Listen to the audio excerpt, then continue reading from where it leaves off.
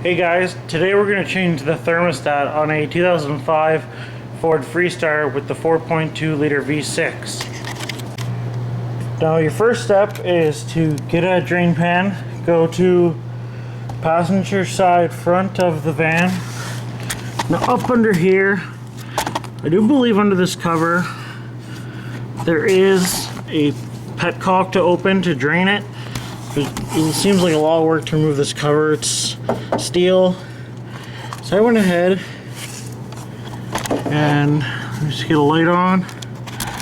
Pulled the clamp back on the lower rad hose. I'm just going to pull the lower rad hose off and we're going to drain it that way.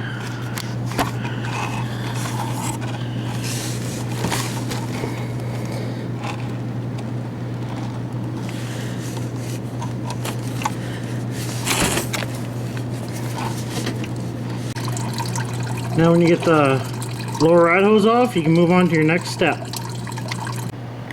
Now for our next step, we're going to come to the throttle body, loosen up this clamp,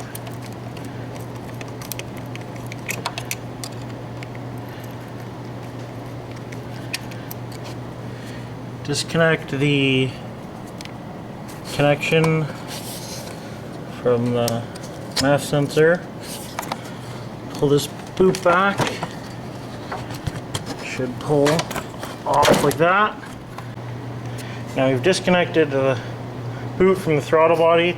I'm going to pull the tabs from your airbox, disconnect it here. Now it should pull apart.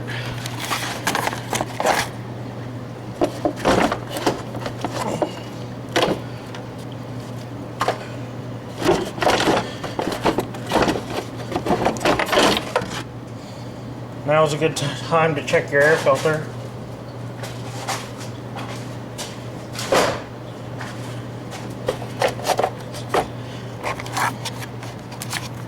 Now with the airbox removed, you leave the other half there. It's not in the way. You're going to go down right here, and that is your thermostat housing. Now I just need to take off this clamp and 2 bolts and that'll pop off. Not sure what size they are yet, I'll let you know. Now I've gone ahead and pulled back the clamp on the upper rad hose right at the thermostat housing. This was on this side in here, so it's kind of a pain, so I switched it. There's no reason it can't be right here. So now we're just going to pull that off. Fairly simple. Point your hose up. There might be a little bit of fluid still in it. Now try to get it just up just like that. It'll sit there. Now you'll hear it's draining a little better now. More's coming out. Now we're just going to need the ratchet for those bolts.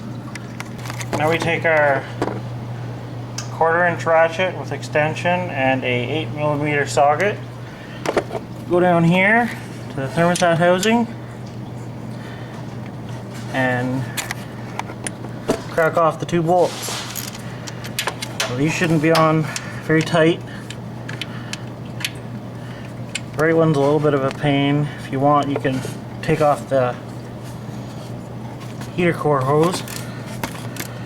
Yeah, it works anyway.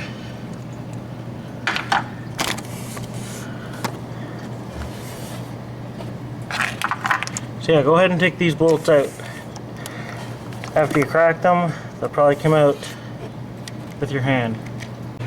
Now that you got the bolts out, after I cracked them loose, I opted out for a 1/4" screwdriver with my socket on it to take them out. So yeah, we're gonna pull this off. We're gonna have some coolant come out of here.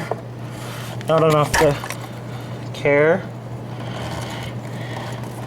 Now when you take this off, just remember which way it went in. Now that you got your thermostat housing out, you can go ahead and pull out your thermostat. This gasket's really crap. Next step is to make sure the gasket surfaces are very clean. That's mine, all cleaned up. Got the housing. Well, gasket's all cleaned off of it. This is a very important step. It takes some time. It took me like half an hour solid to clean it off. Now you're going to take your new thermostat after you go back to Canadian Tire because they give you the wrong one. And remember the way it goes in. Your housing will say top right there sometimes. And that'll go like this. Now, instead of a gasket, I'm using red high temp. Now, YouTube mechanics are like, oh, don't do that. You need a paper gasket. This works better. Paper gaskets suck. They fail. Never had a problem using that. So I'm going to get that done and then I'll post it again. Siliconed up. We're going to place it back in the engine block here. Set that in. I'll put you back on there.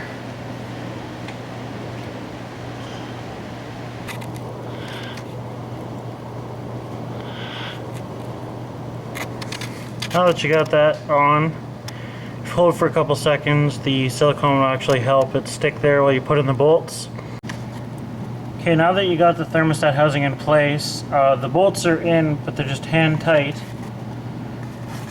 So that's the part that most people don't remember on gasket maker is if you read the instructions, you put it on, put it hand tight in the bolts, set it for an hour, and then torque it down. And that will provide the proper seal. So we're going to let that sit for 1 hour. Now that you've gone ahead and let that sit for an hour, we're going to go ahead and torque the bolts. You just want to snug these. Not too tight.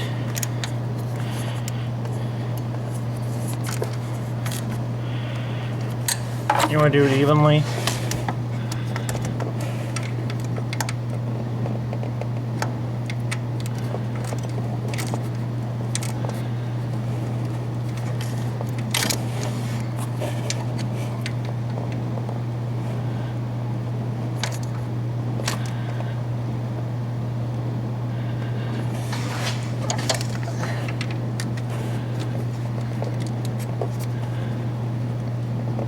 That should be good. Now we can go ahead and reassemble. So first thing you do is take your upper rad hose, put it back down here on the housing, slip that on, make sure it's all the way on like that, pair of channel locks.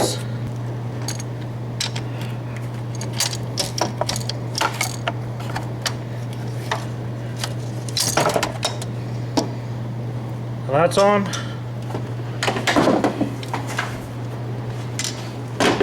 Go ahead and take your air filter, place that back in the box here. Get your air filter cover right here. Now in disassembly, I didn't mention there's a vent line right there that goes to here on the boot. Gotta make sure that's in. Go ahead and assemble this. Now I've gone ahead and reassembled. Obviously it's the opposite of disassembly. Just put the airbags back in, and then you got your two clamps to tighten down, connect your MAF sensor back up, and then your vent here, your hose into the intake boot.